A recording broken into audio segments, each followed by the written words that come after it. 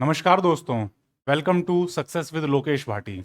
कैसे हैं आप सब दोस्तों? पिछली क्लास में हमने केस ऑफ नाउन ये टॉपिक अपना स्टार्ट किया था और बात हुई थी इसके बारे में। हमने अलग अलग जो केसेस हैं जैसे कि सब्जेक्टिव केस या नॉमिनेटिव केस उसके बारे में बात की थी।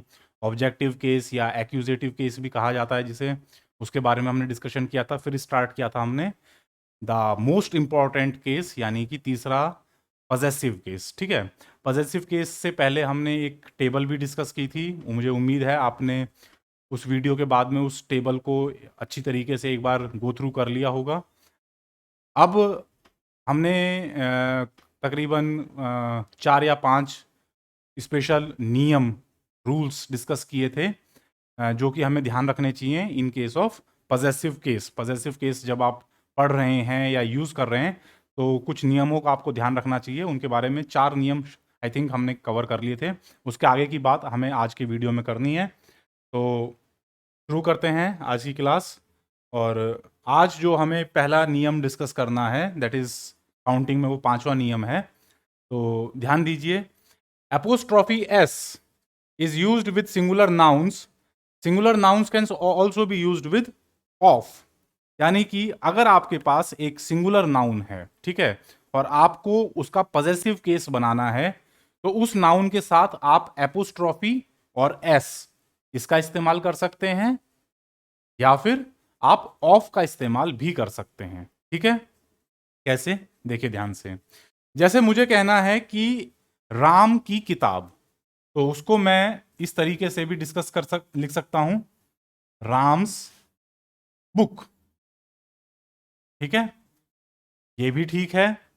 या फिर इसको मैं दी बुक ऑफ राम। ठीक है, ये दोनों तरीके से इसे लिखा जा सकता है। दोनों ही ग्रामेटिकली करेक्ट हैं। ये वाला जो यूज है ये ज्यादा प्रचलन में रहता है।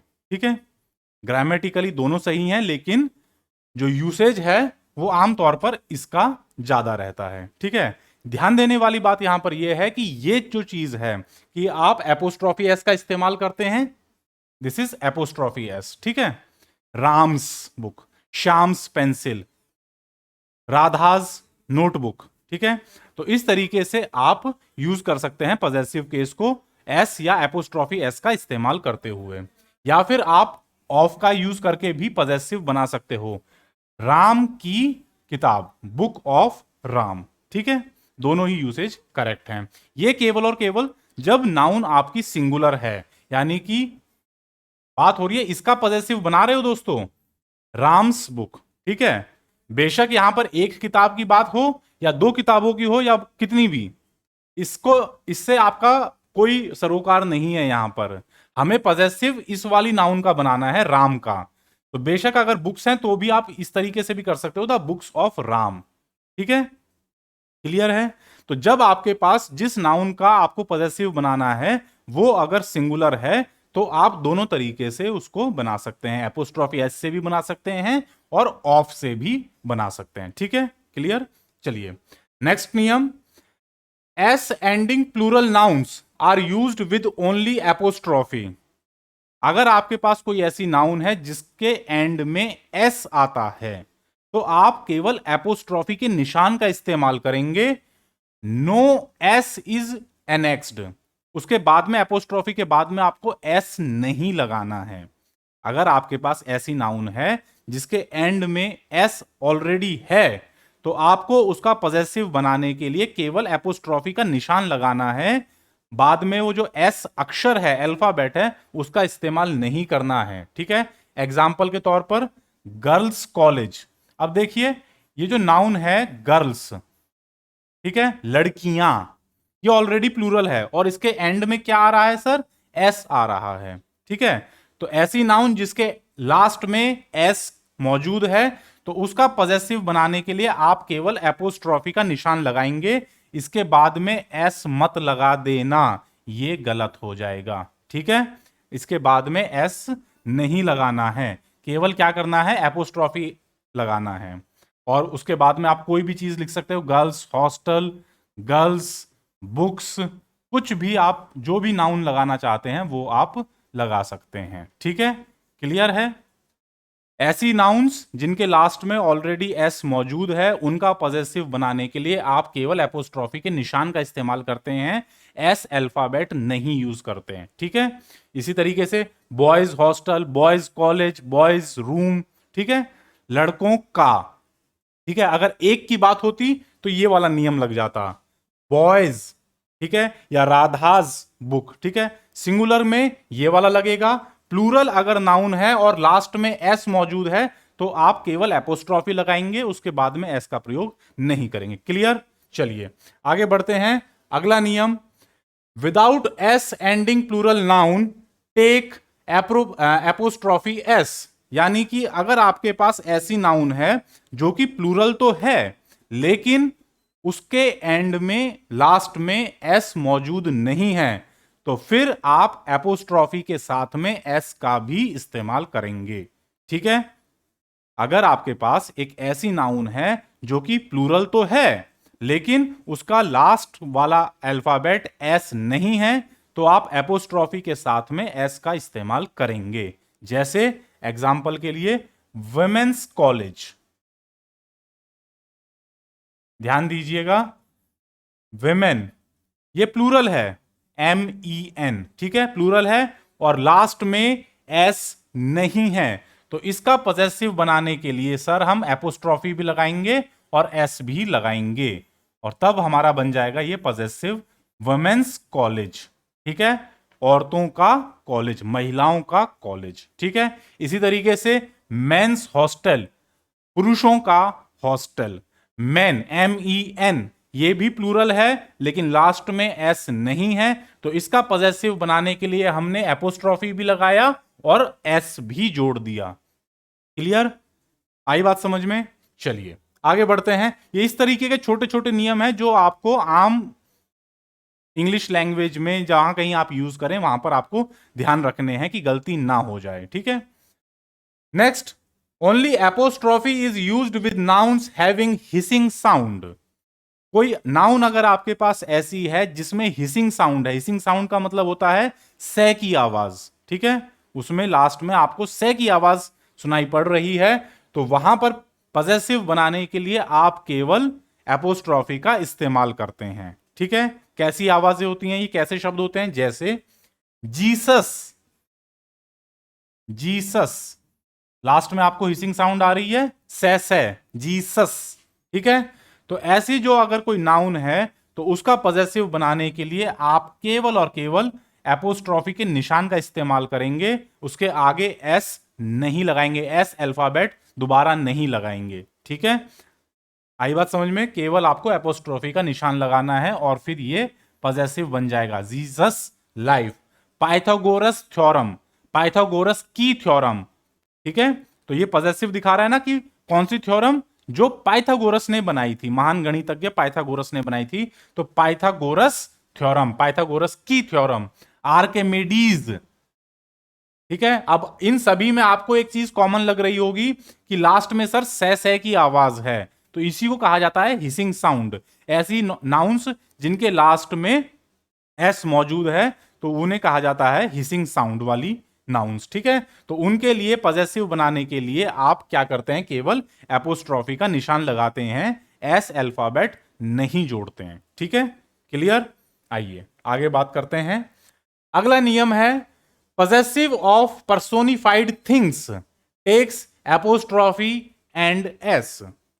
अगर आप किसी निर्जीव चीज को पर्सोनिफाई करते हैं, उसे जीवंत करते हैं, ठीक है, अक्सर जो है लिटरेचर में, इंग्लिश क्या हिंदी लिटरेचर में भी क्या किया जाता है, कुछ निर्जीव चीजें हैं उन्हें जीवंत कर दिया जाता है, उनको ऐसे दर्शाया जाता है कि जैसे वो जीवित हैं, आम पुरुष या स्त्री की तरह ही बर्ताव कर रहे हैं, ऐसा उनको दर्शाया जाता है साहित्य में, लिटरेचर में। ठीक है, तो वहां पर आपको अगर पर्सोनिफिकेशन करना है, पर्सोनिफाई करना है किसी निर्जीव चीज को और उसका पॉजेसिव बनाना है तो वहां पर आप एपोस्ट्रॉफी और एस दोनों का इस्तेमाल करते हैं। एग्जाम्पल जैसे डेथ्स आई सी हैंड्स, डेथ्स आई सी हैंड्स। अब देखिए जो शब्द है डेथ, डेथ जो शब्द है ये अपने आप में निर्जीव है भाई, इसको ना तो किसी ने देखा है कि ये पुरुष है कि स्त्री है कि बच्चा है कि जानवर है या मानव है, कैसा है, it is non living thing, ठीक है, निर्जीव चीज है। लेकिन क्या कहा जाता है, जैसे जब लिटरेचर में इसका प्रयोग किया जाता है कि मृत्यु अपने हाथ हर किसी के ऊपर रखती है। अब भाई मृत्यु कोई निर्जीव चीज है, उसके हाथ तो होंगे ही नहीं, लेकिन लिटरेचर में उसको एक इंसान की तरह दिखाया गया है, उसके भी हाथ हैं, ऐसा लिटरेचर में इस्तेमाल होता है। तो वहां पर जहां पर पर्सोनिफिकेशन किया गया है, ठीक है, उसको जीवंत किया गया है किसी निर्जीव चीज को, किसी नॉन लिविंग थिंग को, तो उनका पॉजेसिव बनाने के लिए आप क्या करते हैं, एपोस्ट्रॉफी और एस इन दोनों का ही इस्तेमाल करते हैं। डेथ्स आई सी हैंड्स, ठीक है, आपने क्या किया, एक निर्जीव चीज डेथ का पर्सोनिफिकेशन कर दिया, उसके हाथ दिखाए हैं, ठीक है, कि भाई किसी प्राणी की तरह उसके भी हाथ हैं। तो वहां पर आपको क्या करना पड़ता है, अब भाई ये हाथ किसके हैं, डेथ के हैं, तो पॉजेसिव तो बनाना है। अब सर पॉजेसिव कैसे बनाए, ऐसी चीजों का जो कि निर्जीव हैं उनका पॉजेसिव बनाने के लिए आप एपोस्ट्रॉफी और एस दोनों का ही इस्तेमाल कर सकते हैं, ठीक है। कुछ और एग्जांपल, फॉर्चून्स फेवर यानी कि भाग्य का साथ, भाग्य का साथ, ठीक है, तो उसके लिए भी फॉर्चून क्या है, भाग्य, निर्जीव चीज है, उसके लिए भी आप एपोस्ट्रॉफी और एस दोनों का इस्तेमाल करते हैं। ड्यूटीज कॉल, कह देते हैं ना कि भाई मेरा कर्तव्य मुझे बुला रहा है, मेरी जिम्मेदारी बुला रही है, मेरी देश मुझे पुकार रहा है, तो ये सारी चीजें क्या निर्जीव हैं, लेकिन फिर भी क्या दिखाया गया है कि वो आपको बुला रही हैं, जैसे कि कोई जीवित आदमी आपको बुला रहा हो। तो उनका पर्सोनिफिकेशन करते समय आप क्या करते हैं, एपोस्ट्रॉफी और एस दोनों का इस्तेमाल करते हैं। नेचर्स ब्यूटी, प्रकृति की सुंदरता, अब प्रकृति जो है निर्जीव चीज है, उसको किसी ने देखा नहीं है, उसकी क्या सुंदरता, लेकिन लिटरेचर में इस्तेमाल होता है। तो वहां पर आपको पॉजेसिव, ब्यूटी किसकी, सुंदरता किसकी, प्रकृति की, तो पॉजेसिव बनाने के लिए आप एपोस्ट्रॉफी और एस दोनों का इस्तेमाल कर लेते हैं, ठीक है।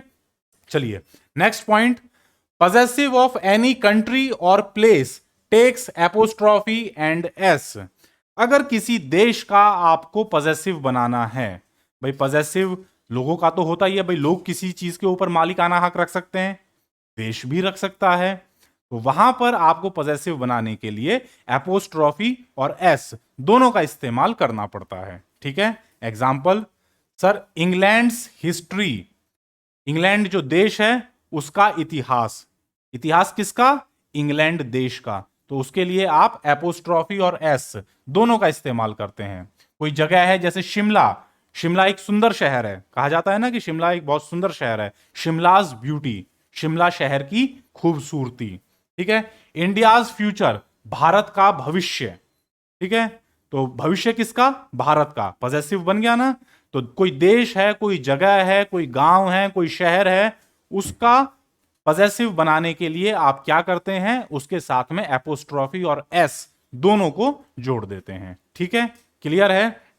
यहां पर एक चीज का ध्यान रखना कि अगर आपको उस देश के खिलाड़ी या उस देश के लोगों के बारे में बात करनी है, तो वहां पर एपोस्ट्रॉफी और एस का इस्तेमाल नहीं होगा, ठीक है, वहां पर एपोस्ट्रॉफी और एस का इस्तेमाल नहीं होगा। वहां पर आप क्या करेंगे, जैसे भारत के खिलाड़ी, तो इंडियाज प्लेयर्स नहीं कहोगे, Indian players, Indian people, Indian citizens, ठीक है। इसी तरीके से इंग्लैंड की कोई टीम है या इंग्लैंड के खिलाड़ी हैं, तो English players, English people, English citizens, ठीक है।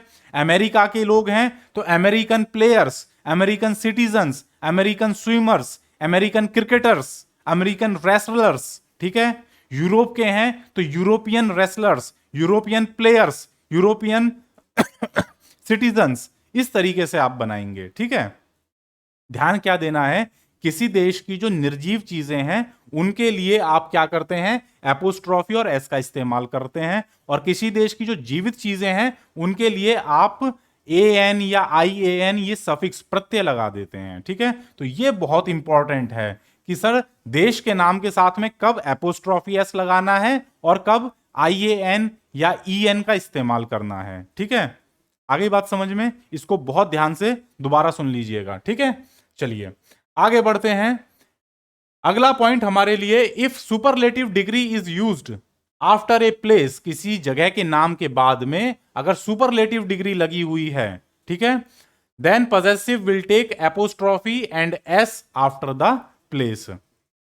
सुपरलेटिव डिग्री के बारे में पहले एक छोटी सी बात कर लेते हैं। देखिए, जो विशेषण होते हैं, एडजेक्टिव्स होते हैं, जैसे अभी हमने बात करी नाउन्स की, तो नाउन्स में अलग अलग बातें थी कि भाई पर्सन कौन कौन से हैं, first person, second person, third person. Case की बात करी सर, नॉमिनेटिव या सब्जेक्टिव केस, ऑब्जेक्टिव केस या एक्यूजेटिव केस और पॉजेसिव केस, ठीक है। इसी तरीके से एडजेक्टिव्स की जब हम बात करेंगे तो वहां पर हम 3 डिग्री की बात करते हैं, ठीक है। तो वहां पर इसको हालांकि हम वहां पर डिटेल से डिस्कस भी करेंगे। जो कोई एडजेक्टिव है इसकी 3 डिग्रीज होती हैं, ठीक है, और वहां पर सुपरलेटिव डिग्री का के बारे में हम बात भी करेंगे। सुपरलेटिव डिग्री जो बताती है कि जैसे गुड, बेटर और बेस्ट। गुड का मतलब है अच्छा, बेटर का मतलब है बेहतर, अच्छे से भी कुछ और बढ़िया, और बेस्ट का मतलब जो सबसे बढ़िया हो सकता है, ठीक है। तो this is called positive degree, this is called comparative degree, और इसे आप कहते हैं सुपरलेटिव डिग्री, ठीक है। इसी तरीके से जैसे बैड, वर्स, वर्स्ट, खराब और खराब, सबसे खराब, ठीक है। तो ये एडजेक्टिव्स की विशेषण की डिग्रीज होती हैं, पॉजिटिव डिग्री, कंपैरेटिव डिग्री और सुपरलेटिव डिग्री। सुपरलेटिव का मतलब होता है जो लास्ट पॉसिबल है, ठीक है।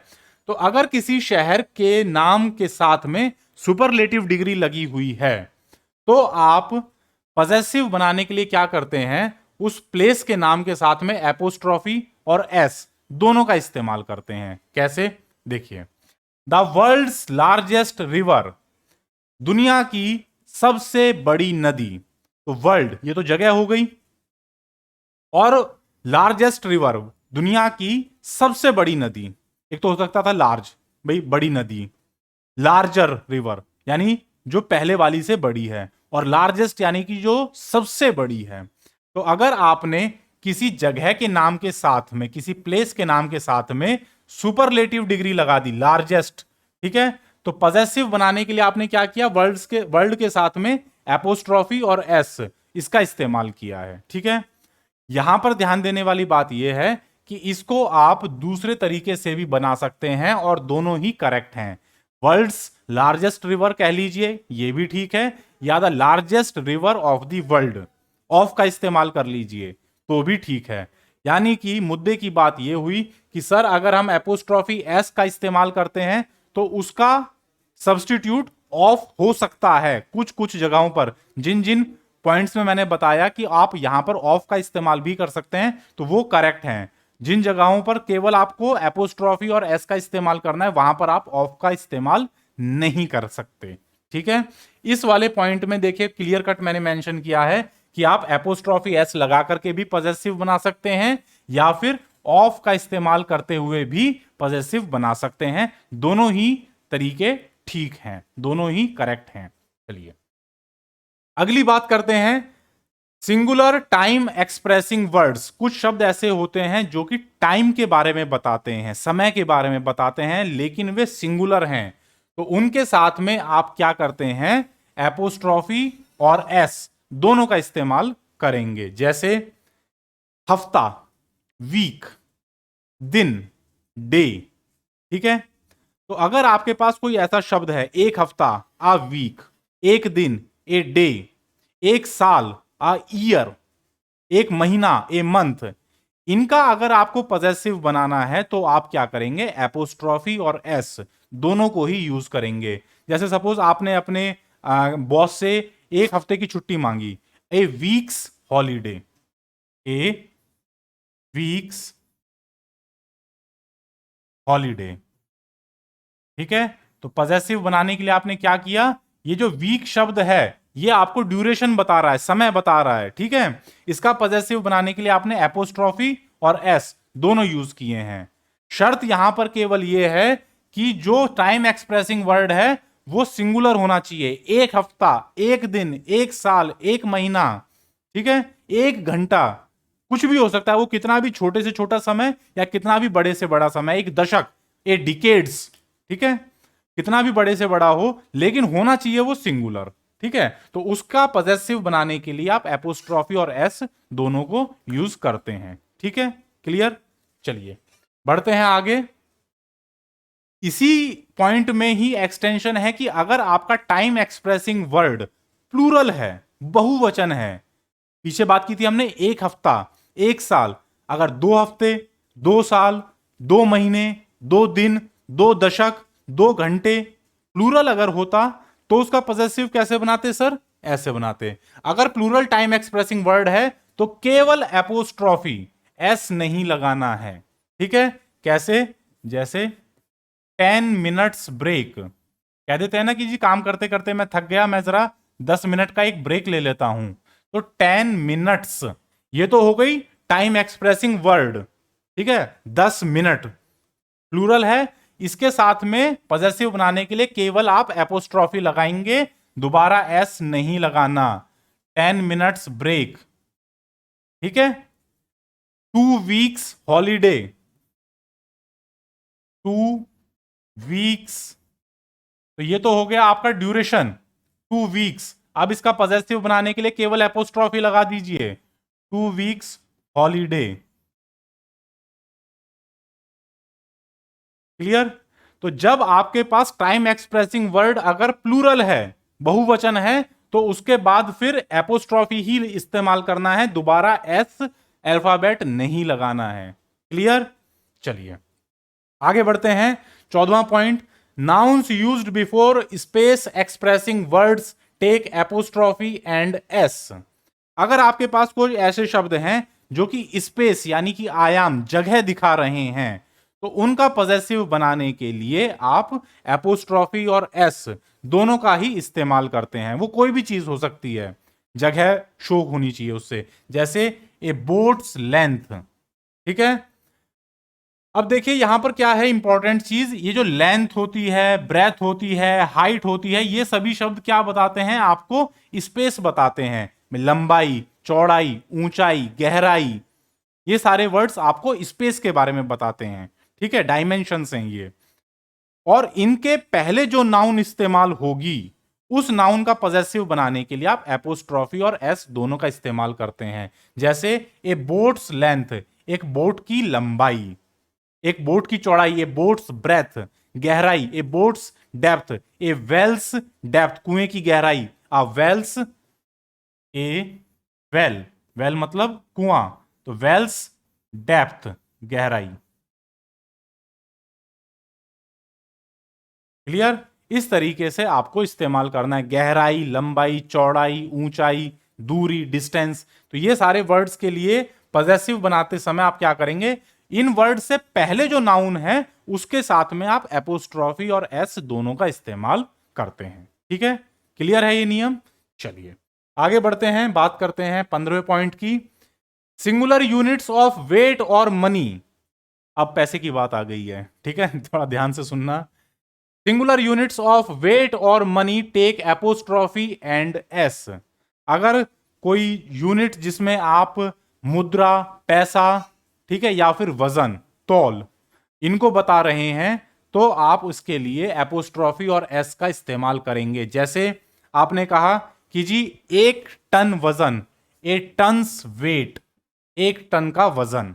ठीक है, ऐसे ही आपने बोला कि जी 1 रुपए की कीमत, आ रुपीज वर्थ, आ रुपीज वैल्यू, आ डॉलर्स वैल्यू। ठीक है, तो दुनिया में जितनी भी करेंसी चलती हैं उनका अगर आपको मोल की बात करनी है, तो ये डॉलर्स वर्थ, ये पाउंड्स वर्थ, और जैसे चीन की करेंसी है युआन, ये युआन्स वर्थ। ठीक है, तो जो भी करेंसी है या जो भी वजन की यूनिट्स हैं, टन हो सकता है, क्विंटल हो सकता है, किलोग्राम हो सकता है, ठीक है, इनके लिए इनका पॉजेसिव बनाने के लिए आप क्या करते हैं, एपोस्ट्रॉफी और एस दोनों का इस्तेमाल करते हैं। देखिए ध्यान देने वाली बात, ये पॉजेसिव दिखा रहा है 1 टन का वजन, वजन कितना, 1 टन का, पोजेशन बताया ना। तो इसके लिए जो भी वजन की यूनिट्स हैं या पैसे की यूनिट्स हैं, भाई पैसा आप किस में नापते हैं, करेंसी में नापते हैं। ठीक है, तो पैसे की यूनिट्स हैं या फिर वजन की यूनिट हैं, उनका पॉजेसिव बनाने के लिए आप एपोस्ट्रॉफी और एस दोनों का ही इस्तेमाल करते हैं। ठीक है, चलिए अगली बात करते हैं 16वां point, plural units of weight और मनी। अब पिछले पॉइंट की वहां पर बात हो रही थी एक की, 1 टन वजन, $1 का मूल्य, ₹1 का मूल्य, 1 पाउंड का मूल्य, 1 किलोग्राम का वजन या 1 क्विंटल का वजन। अब बात करनी है प्लूरल की, 2 किलोग्राम, 2 टन या 2 क्विंटल या 2 पाउंड, $2। उनके लिए आप क्या करेंगे, ओनली एपोस्ट्रॉफी। ठीक है, उनमें केवल एपोस्ट्रॉफी के निशान का इस्तेमाल होगा, एस का इस्तेमाल नहीं होगा। जैसे 5 टन्स वेट, अब देखिए जो टन्स है 5 टन, ये अपने आप में प्लूरल है। ठीक है, तो जब आप इसका पॉजेसिव बनाएंगे तो केवल एपोस्ट्रॉफी का निशान इस्तेमाल करेंगे, 5 टन्स वेट। क्लियर, दोबारा से हमें यहां पर एस नहीं लिखना है। ठीक है, जब भी ये पैसे की या वजन की यूनिट्स प्लूरल में होंगी तो आप केवल एपोस्ट्रॉफी का निशान लगाएंगे, एस का एक्स्ट्रा इस्तेमाल नहीं करना है। ठीक है, क्लियर। चलिए, इसी तरीके के ये सारे नियम बड़े आसान हैं, एक एक बार आपको बस इनसे गो थ्रू होना है, ये आजीवन आपको याद रहेंगे। ठीक है, एक बार नियम सारे पढ़ लीजिए, इनके रिलेटेड एग्जाम्पल्स या जो प्रीवियस ईयर्स में क्वेश्चन आए हुए हैं उन्हें एक बार गो थ्रू कर लीजिए, फिर आपको कभी जीवन में इससे रिलेटेड कंफ्यूजन नहीं होगी। ठीक है, 17th point, compound nouns take apostrophe plus s after the last term.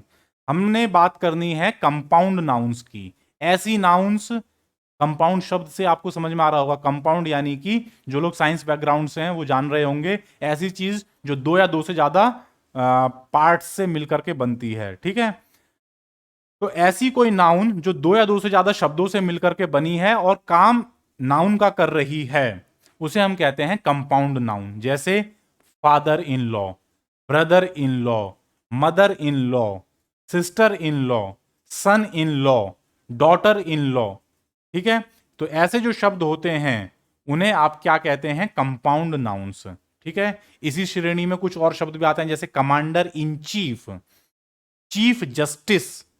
ठीक है, तो ये सब जो शब्द हैं ये 2 या 2 से ज्यादा शब्दों से मिलकर के बनते हैं और काम एक नाउन का ही करते हैं, इन्हें आप कंपाउंड नाउन्स कहते हैं। ठीक है, तो ऐसी जो कंपाउंड नाउन्स हैं सर, उनका पॉजेसिव बनाना हो तो ससुर का घर, तो फादर इन लॉ। अब सर इसमें एपोस्ट्रॉफी कहां पर लगाएं, ससुर का घर, फादर्स इन लॉ हाउस, या सर फादर इन्स लॉ हाउस, या फादर्स इन लॉज हाउस, क्या करें। तो ऐसे जो कंपाउंड नाउन्स हैं आपके पास दोस्तों, उनका पॉजेसिव बनाने का सीधा सरल सिंपल नियम है कि जो आखिरी टर्म है उसके बाद में आपको एपोस्ट्रॉफी लगाना है।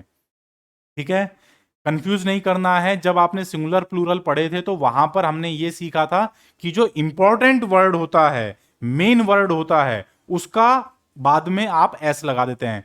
फादर इन लॉ का फादर्स इन लॉ कर देते हैं। लेकिन जब आपको पॉजेसिव बनाना है तो फादर के आगे एपोस्ट्रॉफी मत लगा देना, फादर इन लॉ के आगे, लॉ जो शब्द है लास्ट वाला, उसके आगे आपको एपोस्ट्रॉफी लगाना है। जैसे फादर इन लॉज हेल्थ, ससुर की तबीयत। ठीक है, अगर सिंगुलर प्लूरल पढ़ रहे होते तो यहां पर फादर्स इन लॉ हो जाता, लेकिन यहां पर हम सिंगुलर प्लूरल नहीं पढ़ रहे हैं, यहां पर हम पॉजेसिव केस पढ़ रहे हैं। तो यहां पर नियम कहता है कि एपोस्ट्रॉफी और एस का इस्तेमाल लास्ट टर्म जो है, भाई कंपाउंड नाउन है आपकी फादर इन लॉ, ससुर, फादर इन लॉ, ये है आपकी कंपाउंड नाउन। ठीक है, अब इसका पॉजेसिव बनाने के लिए भाई आप हाउस का भी इस्तेमाल कर सकते हो, ससुर जी का घर, या प्रॉपर्टी, अक्सर लोग ससुर की प्रॉपर्टी की तरफ ही देखते हैं ना, तो जो भी बात है, तो फादर इन लॉ का घर का प्रॉपर्टी या हेल्थ, उनकी तबीयत। तो पॉजेसिव बताने के लिए आप क्या करेंगे, जो आखिरी टर्म है उसके साथ में एपोस्ट्रॉफी और एस का इस्तेमाल करेंगे।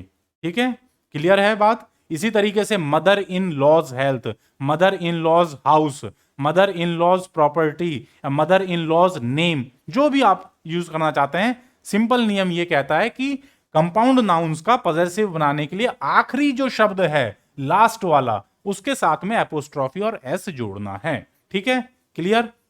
चलिए आगे बात करते हैं। फ्रेज और noun equivalent words take apostrophe plus S with the second last noun. देखिए इसको देख करके घबराना नहीं है कि सर इतना बड़ा आपने नियम क्या बता दिया। ऐसा कोई फ्रेज, फ्रेज यानी कि दो या दो से ज्यादा शब्दों का समूह जो कोई खास काम करता है, तो ऐसा आपके पास कोई दो या दो से ज्यादा शब्दों का समूह जो नाउन के इक्विवेलेंट है, वो जो शब्द हैं दो या दो से ज्यादा, वो एक किसी नाउन का काम कर रहे हैं, तो उनका पॉसेसिव बनाने के लिए आप क्या करते हैं, एपोस्ट्रॉफी और एस लगाते हैं जो सेकंड लास्ट नाउन है उसके साथ में। ठीक है, आइए समझते हैं। जैसे मगध के राजा का महल, the palace of Magadh, sorry the king of Magadh palace. अब देखिए यहां पर कई सारी चीजें हैं। पहली चीज, मगध खुद एक नाउन है, इसको और थोड़ा सा बड़ा करके लिख देता हूं, द किंग ऑफ मगध। ठीक है, मगध पुराने जमाने में एक राजवंश था, एक राज्य था। ठीक है, तो ये अपने आप में एक नाउन है मगध। उसके राजा, ये भी एक नाउन है। ठीक है, और ये सारा मिलकर के खुद एक नाउन का काम कर रहा है। अब हमें ये सेंटेंस बनाना है कि मगध के जो राजा थे या जो राजा हैं उनका महल, पैलेस। ठीक है, अब देखिए जो पैलेस है इसके ऊपर पोजेशन किसका है, मालिकाना हक किसका है, इनका है, मगध के राजा का। ठीक है, the king of Magadh, Magadh का नहीं है, मगध के राजा का है, तो पोजेशन किसका है, किंग का। अब यहां पर पॉसेसिव बनाने के लिए आप क्या करते हैं कि जो आखिरी नाउन है, आखिरी नाउन कौन सी है सर, ये वाली है, आखिरी से जो पहले वाली नाउन होगी उसके साथ में एपोस्ट्रॉफी और एस जोड़ देंगे। The king of Magadh's palace, king's मत कर देना, अगर आपने यहां कर दिया तो ये गलत हो जाएगा। The king of Magadh's palace, ठीक है, मगध के राजा का महल। ठीक है, इंग्लिश का नियम यही कहता है। थोड़ा अटपटा लग रहा होगा कि सर मगध का पैलेस कह रहे हो, नहीं नहीं नहीं, ध्यान दीजिए, the king of Magadh's palace, Magadh के राजा का महल। ठीक है, इसी तरीके से the government of India's declaration, Bharat की सरकार ने कोई घोषणा की। ठीक है, तो सरकार नहीं करी है तो गवर्नमेंट होना चाहिए, लेकिन वो गवर्नमेंट कहां की है, भारत की है, तो इसीलिए पॉसेसिव बनाते समय आप इंडिया के आगे एपोस्ट्रॉफी एस लगाएंगे। ठीक है, डिक्लेरेशन भी नाउन है, इंडिया भी नाउन है, गवर्नमेंट भी नाउन है। ठीक है, लेकिन जब आप पॉसेसिव बनाएंगे तो क्या नियम फॉलो करेंगे कि सर आखिरी से जो पहले वाली यानी सेकंड लास्ट नाउन है उसके साथ में एपोस्ट्रॉफी और एस का इस्तेमाल किया जाएगा। The government of India's declaration, ठीक है, भारत की सरकार की घोषणा। ठीक है, क्लियर। चलिए आगे बढ़ते हैं। नेक्स्ट, नाउन इन एपोजिशन, ये बहुत इंपॉर्टेंट टॉपिक है दोस्तों, ये आगे भी आपको इंग्लिश ग्रामर में इस्तेमाल होगा कि नाउन इन एपोजिशन का क्या मतलब होता है।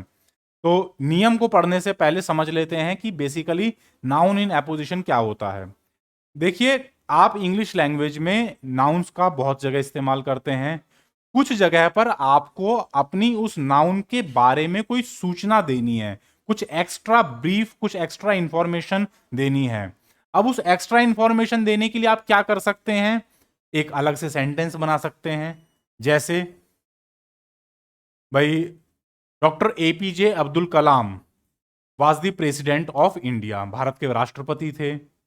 He was a space scientist या मिसाइल साइंटिस्ट, वो एक मिसाइल साइंटिस्ट थे। तो ये इंफॉर्मेशन देने के लिए आपने दो अलग अलग सेंटेंस बनाए। इसकी बजाय आप क्या कर सकते हैं, doctor APJ Abdul Kalam comma the president of India was a space या मिसाइल साइंटिस्ट। अब आपने ये सारी चीज एक सेंटेंस में कवर कर दी। तो आपने क्या किया, doctor APJ Abdul Kalam comma the president of India, यानी कि डॉक्टर एपीजे अब्दुल कलाम जो कि भारत के राष्ट्रपति भी थे, क्या थे, एक मिसाइल साइंटिस्ट थे। तो इस तरीके से आपने एक नाउन के बारे में एक्स्ट्रा इंफॉर्मेशन को क्या कर दिया, कॉमा लगा करके जोड़ दिया। इस चीज को कहा जाता है नाउन इन एपोजिशन, यानी कि किसी नाउन के बारे में एक्स्ट्रा इंफॉर्मेशन देना, उसको कहा जाता है नाउन इन एपोजिशन। ठीक है, अब आपको समझना यह है कि अगर आपके पास सेंटेंस में नाउन इन एपोजिशन है और उसका पॉजेसिव बनाना है तो कैसे बनाएंगे।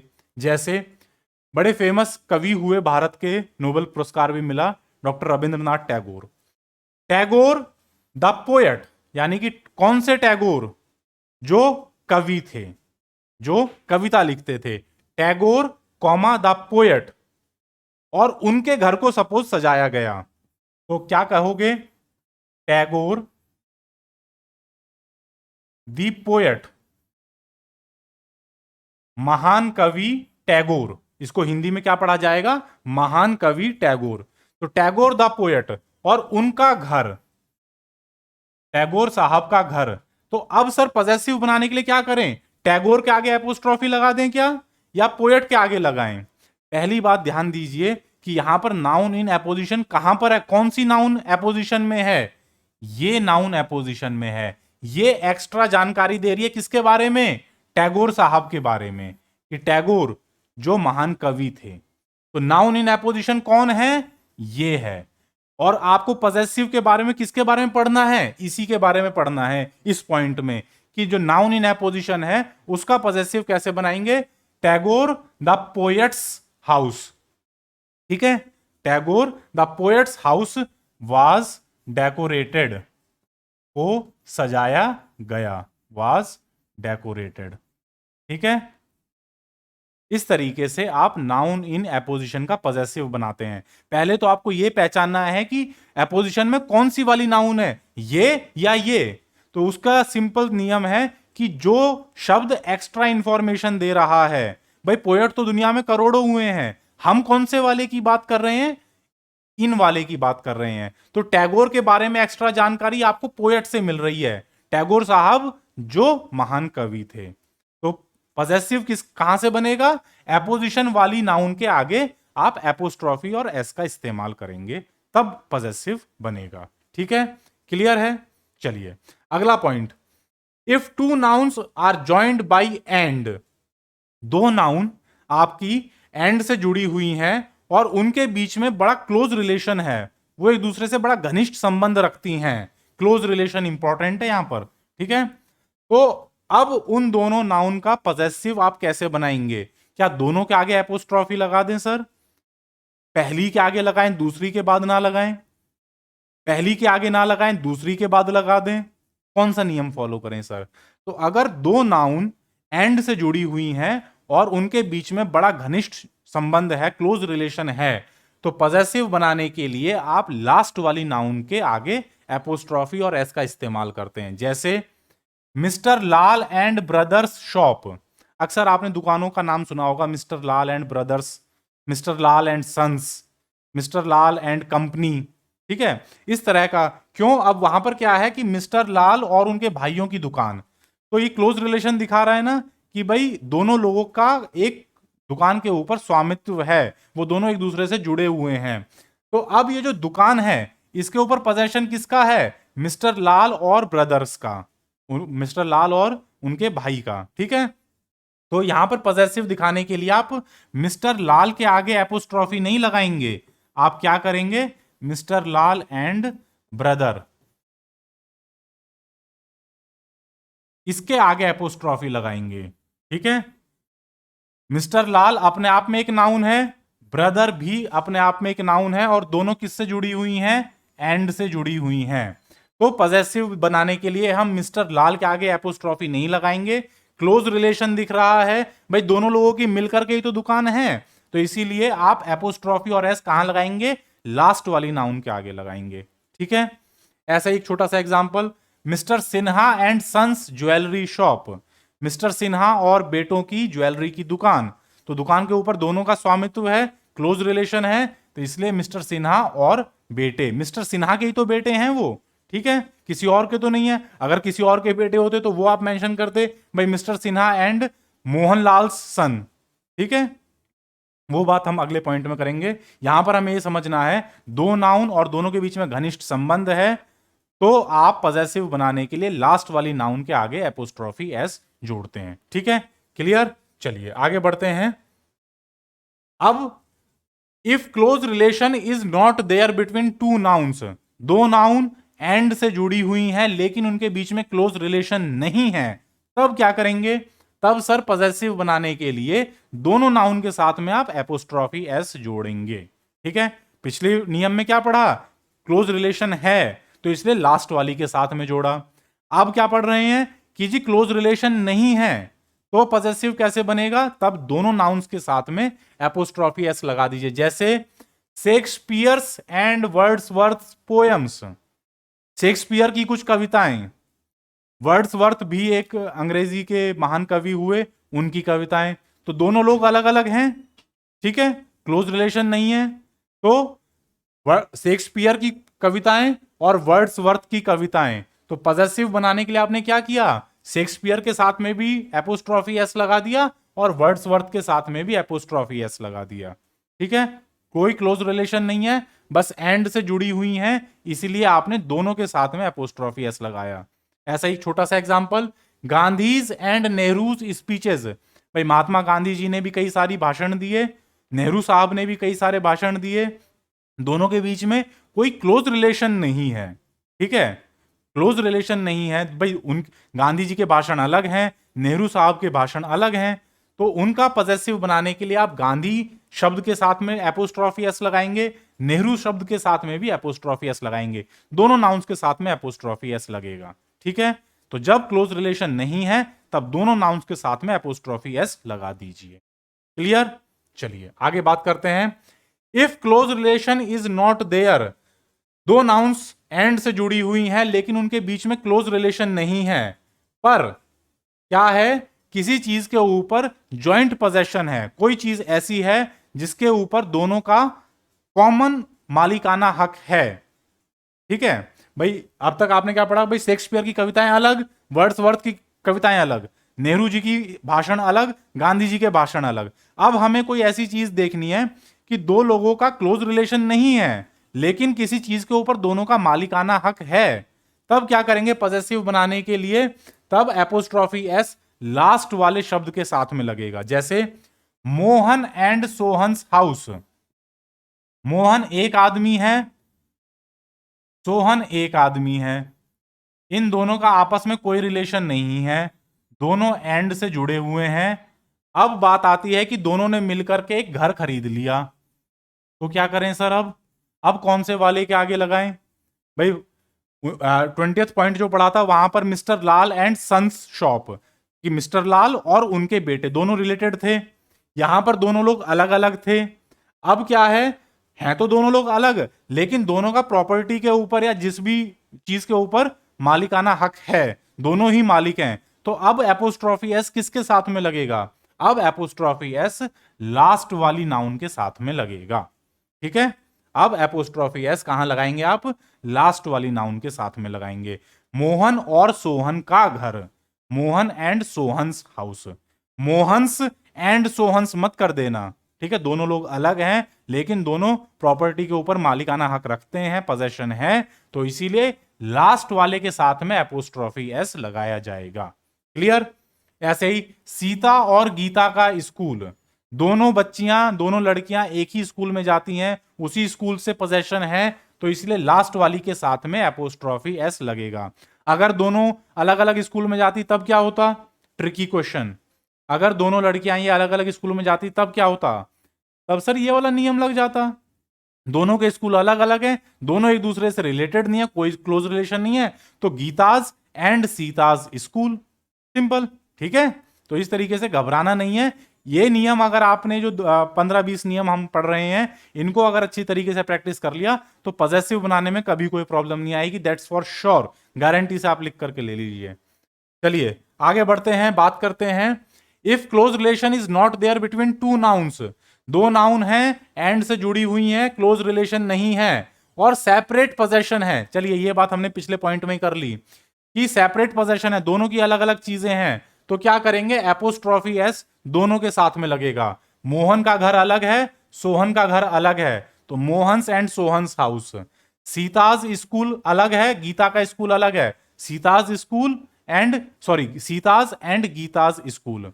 अच्छा, अब आपके मन में बात आ सकती है, सर सीता के साथ में स्कूल क्यों नहीं लिख दिया? देखिए, इंग्लिश लैंग्वेज का एक बड़ा ही सिंपल सा नियम है कि जहां तक हो सके रिपीटिशन को अवॉइड कीजिए, एक ही बात को बार बार लिखने या बार बार बोलने से बचिए जहां तक हो सके। जहां तक ग्रामर ठीक रहे और सेंटेंस का मतलब समझ में आए तब तक कोशिश कीजिए कि रिपीटिशन ऑफ वर्ड्स ना हो।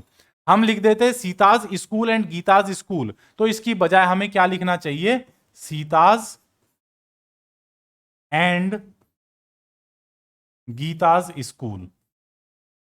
भाई दोनों लड़कियों के स्कूल के बारे में बात करी जा रही है, तो स्कूल शब्द को हम एक ही बार लिखेंगे और सीता का भी पोजेशन दिखा दिया, गीता का अलग पोजेशन दिखा दिया।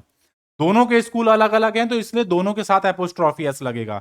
दोनों के अगर एक ही स्कूल होता, एक ही स्कूल में पढ़ रही होती, तो Sita and Gita's school last वाली के साथ में लगा देते। ठीक है, क्लियर है बात? चलिए आगे बात करते हैं। यानी कि यहां पर आपको सीताज स्कूल नहीं लिखना है, आपको सीताज एंड गीताज स्कूल लिखना चाहिए। ठीक है, next point, if than is used. अब यहां पर देन दोस्तों यहां पर कई बार इस्तेमाल होगा तो बहुत ध्यान से सुनिएगा।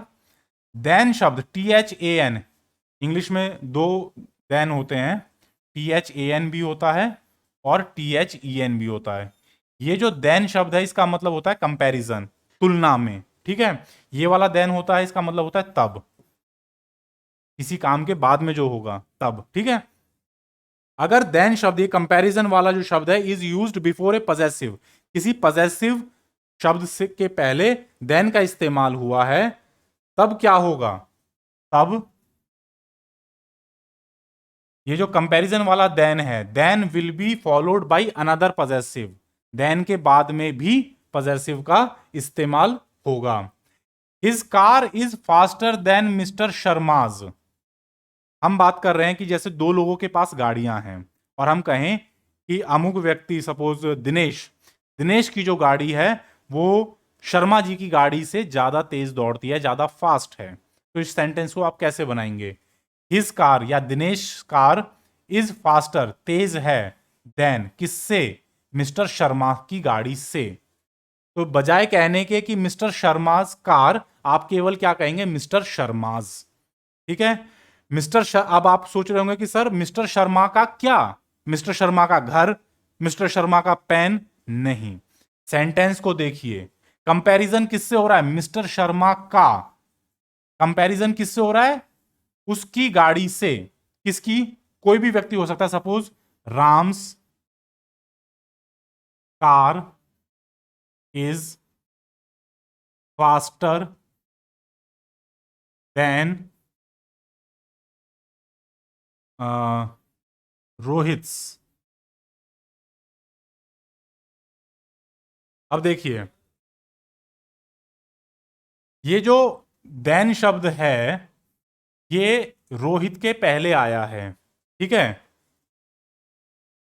समझिएगा बात को। हम बात कर रहे हैं कि राम की गाड़ी, राम्स कार, पजेसिव दिखा दिया और कंपैरिजन दिखा दिया फास्टर देन।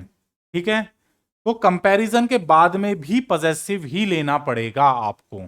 ठीक है, वहां पर भी आपको पजेसिव का ही इस्तेमाल करना पड़ेगा। Ram's car is faster then the car of Rohit, या रोहित कार मत कहिएगा। यहां पर अगर आप कार का इस्तेमाल करते हैं तो ये एडवाइजेबल नहीं है, ये आपको इस्तेमाल नहीं करना चाहिए। केवल आप रोहित लिख दीजिए, इसका मतलब अंडरस्टूड है कि रोहित की गाड़ी। क्यों? क्योंकि कंपैरिजन किससे हो रहा है? राम की कार से। भाई कार का कंपैरिजन कार से ही होगा, जहाज से तो होगा नहीं, या साइकिल से तो होगा नहीं, या बैलगाड़ी से तो नहीं होगा। राम की गाड़ी तेज है किससे? रोहित की गाड़ी से। राम की मोटरसाइकिल तेज है रोहित की मोटरसाइकिल से। तो कंपैरिजन सेम चीजों का ही होगा। Ram's car is faster than Rohit's, केवल अगर आप इतना भी लिखते हैं तो ये ग्रामेटिकली बिल्कुल करेक्ट है और आपको इसी का ही इस्तेमाल करना चाहिए। इसी तरीके से the climate of Patna, Patna शहर का मौसम, इज बेटर देन, सुहावना है, बेहतर है, किससे? भाई पटना के मौसम की बात कर रहे हो तो दूसरा जो शहर होगा उसके भी मौसम से ही कंपैरिजन करोगे, है कि नहीं? भाई गधों का कंपैरिजन गधों से होगा, घोड़ों का कंपैरिजन घोड़ों से होगा। गधों का कंपैरिजन घोड़ों से नहीं कर सकते आप, ठीक है, ये तो सामान्य कॉमन सेंस है।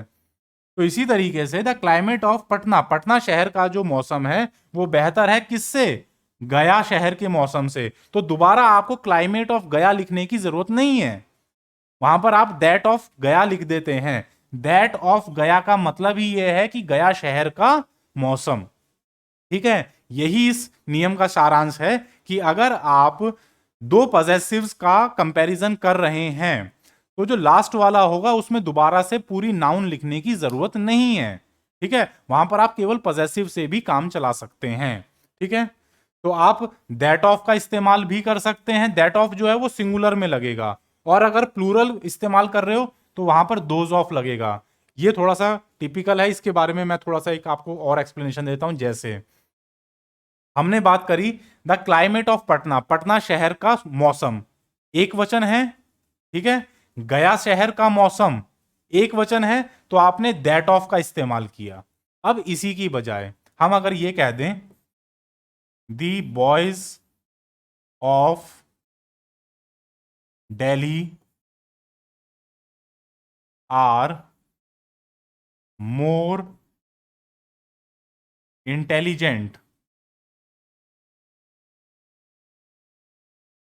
ज्यादा बुद्धिमान हैं देन किससे, सपोज मुंबई के लड़कों से, ठीक है।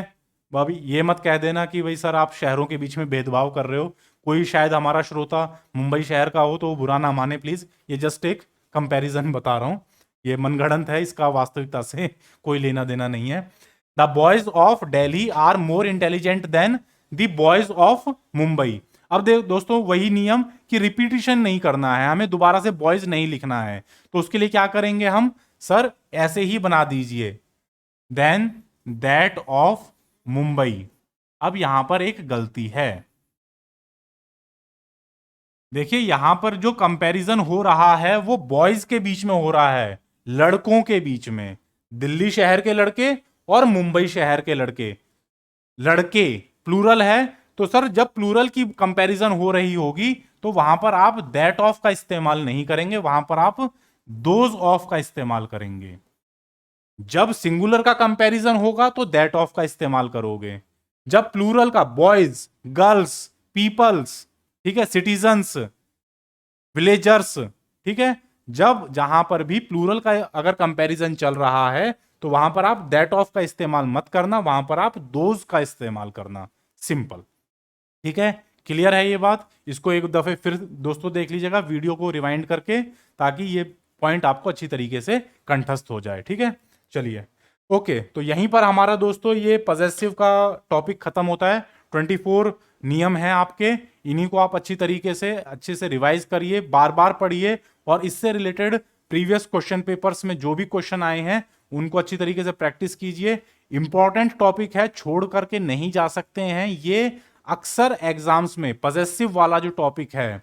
अब देखिए पॉजेसिव का इतना इंपॉर्टेंट टॉपिक है कि इससे रिलेटेड ये 24 नियम मैंने छांट करके निकाले हैं जो आपके लिए बहुत ज्यादा रेलिवेंट है। नियम तो तकरीबन 35 से ज्यादा हैं, लेकिन वो आपके लिए बहुत ज्यादा कॉम्पिटिटिव एग्जाम के लिए रेलिवेंट नहीं थे। तो शॉर्ट एंड प्रेसाइज जो एग्जाम्स में बहुत ज्यादा इंपॉर्टेंट है, मैंने वही 24 निकाले हैं। इनमें से आप और ज्यादा शॉर्ट मत करना कि सर 24 में से भी कुछ एक आध छोड़ सकते हैं, नहीं छोड़ सकते हो, आप अपने रिस्क पे छोड़ सकते हो दोस्तों, मैं सजेस्ट नहीं करूंगा।